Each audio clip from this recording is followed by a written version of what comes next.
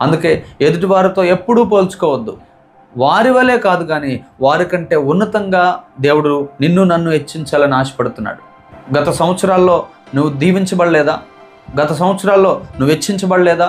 గత సంవత్సరాల్లో నువ్వు బలహీనమైపోయి అట్టడుక్కు దిగిపోయి అప్పుల పాలైపోయి ఎన్నో ఇరుకులు, ఇబ్బందులు, వ్యతిరేకతల మధ్యలో నీ జీవితం ఒకవేళ ఉందేమో, జీవము కలిగిన యేసుక్రీస్తు మనతో మాట్లాడుతున్నాడు. ఈ 2026వ సంవత్సరం మనం హెచ్చించబడే సంవత్సరం. హల్లెలూయా. మనం దీవించబడే సంవత్సరం.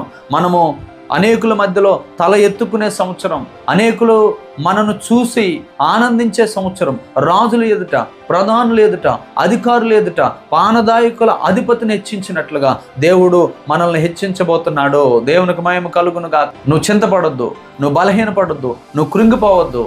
తగిన సమయంలో దేవుడు మనల్ని హెచ్చించడానికి ఆయన బలమైన హస్తాన్ని మన మీద చాపి ఉంచాడు.